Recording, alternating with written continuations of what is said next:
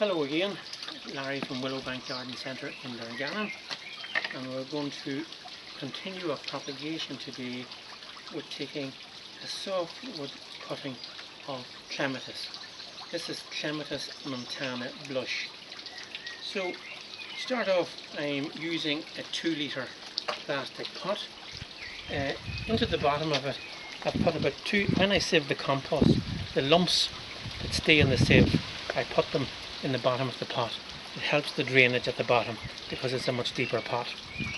I will then fill that pot to nearly the rim with a mixture of sieve drawn ends and perlite.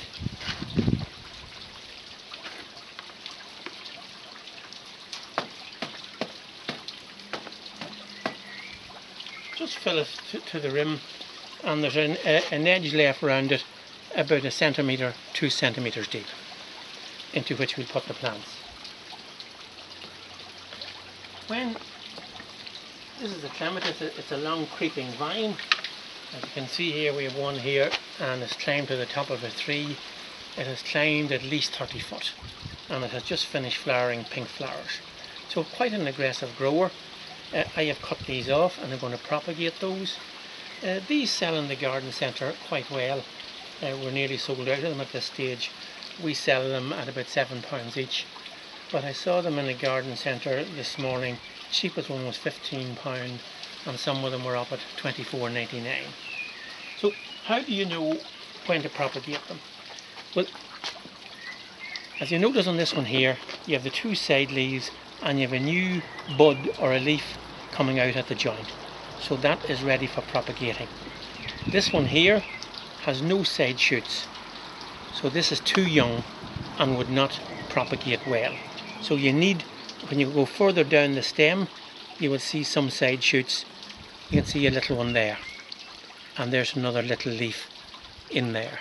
So that's the stage it needs to be at. It's usually about between 4 and 6 weeks after it has finished flowering. Clematis is one of the few plants that you do not cut immediately below the node.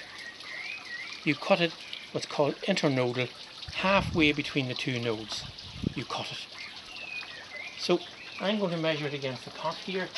I want the leaf axil to be close to the compost. So if I cut it about here, straight across, cut this off, and measure it against the pot. Indeed, that's still a little bit too long. Make sure when you have the plant cut that it's about 1 inch or 1.5 inches above the pot. So that's what the plant is going to look like in the pot. The 2 little growths here. These here, there's too much green leaves on them. They would lose too much water. So you can nip one off, or what I tend to do is I nip the centre one off here. And this centre one here. Some people will use rooting compost. In this case, I'm not going to bother. And I'm going to bury the plant to and I will bury it and I'll leave the leaf hanging out over the edge. So here you have your new growth just on the surface and the leaf is sitting on the edge of the pot. I cut about, again you can see the new leaf in the centre here. I want to cut it straight across. That's about 3 inches long. Take out the extra leaf at the centre. Place it in the pot, about 1 centimetre for the edge. Just push it straight down and the leaf can rest on the edge of the pot.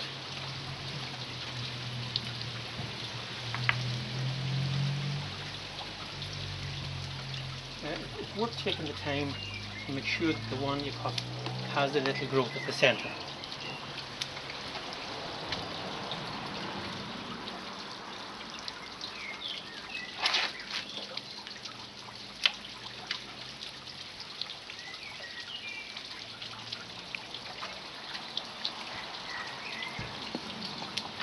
You can see this one here, the growth at the centre is quite vigorous.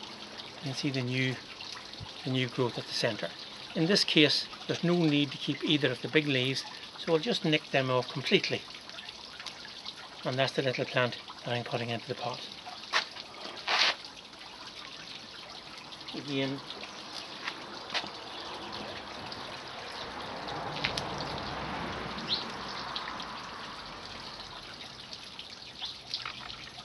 this one here, you can see the new growth is quite vigorous. As it's so vigorous, I'll just nip out the centre one. And that's going into the pot. Again, push down till the leaves tip the soil. So there are 6 in there. For a pot of this size, I would use at least 8 or 10 plants. And that amount will soak up the moisture so that none of them will get overwatered.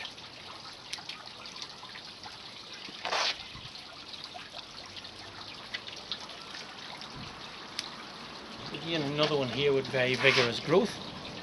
Nip out the centre stem, take off the big side leaves.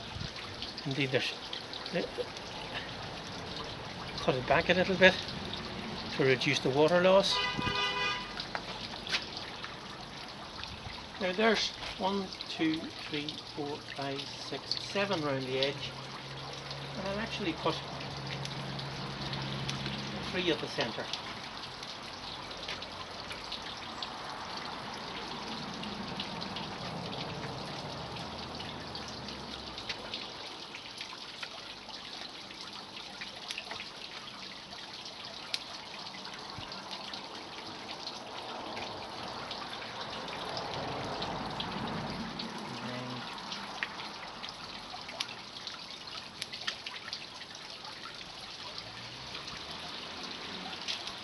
Again, on this one, the new growth is quite vigorous, so I've taken off all the big leaves.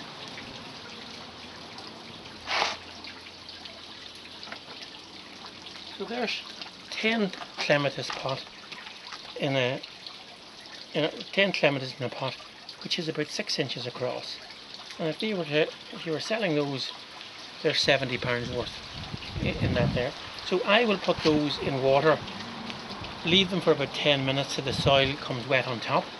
I will then put a plastic bag over the pot just to make a homemade polytunnel, and I will put this here in the centre of to keep the plastic bag off the top of the pot.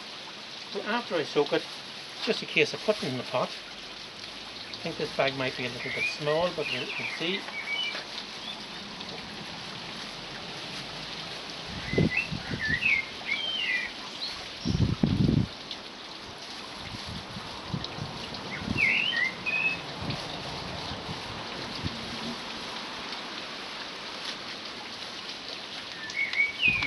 I have to get a larger bag.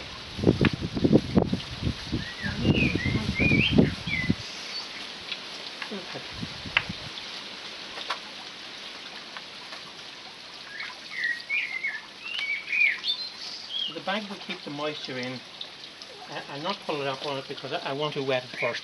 And I'll just pull the bag up over the top and tie it with a little string. That will produce roots in about 4 to 6 weeks. After which they can be separated and put into individual pots, and they will be ready to sell early spring next year. So that's Clematis Montana Blush, 10 softwood cuttings in a 2-litre pot. That's it for now. Thank you. See you next week.